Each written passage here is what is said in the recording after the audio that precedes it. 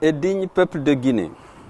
aujourd'hui, le général Mamadi Doumbouya a tombé le masque après avoir cherché pendant 3 ans à gagner du temps et à abuser de la confiance et du soutien de notre peuple.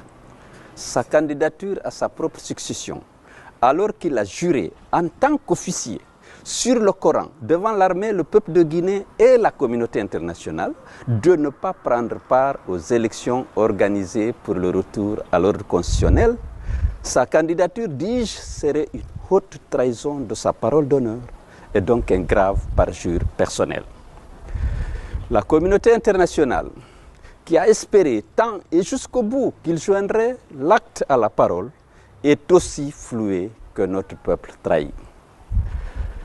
À chacun d'entre nous, donc, de prendre ses responsabilités dès maintenant, devant sa conscience et l'histoire, pour empêcher à tout prix et par tous les moyens la forfaiture de se produire, en étant aux côtés du peuple martyr de Guinée dans sa quête légitime de liberté, de justice et de démocratie. J'en appelle donc à toutes les forces vives du pays, civiles et militaires, de l'intérieur et de l'étranger, d'agir en parfaite synergie pour s'opposer avec fermeté et détermination à la volonté du général de commettre ce parjure pour confisquer le pouvoir à son profit personnel et pour les intérêts exclusifs de son clan civilo-militaire.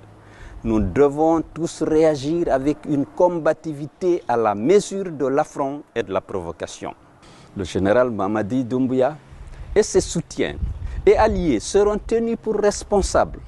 de tout ce qui adviendrait à la suite de l'épreuve de force qu'ils veulent engager avec le peuple de Guinée et de toutes les conséquences de l'acte de défiance qu'ils auront posé en décidant de cette candidature illégale du président de la transition à la prochaine élection présidentielle. Ensemble, unis et solidaires, nous vaincrons la dictature et toute velléité d'imposture et d'usurpation du pouvoir. Tous donc en ordre de bataille.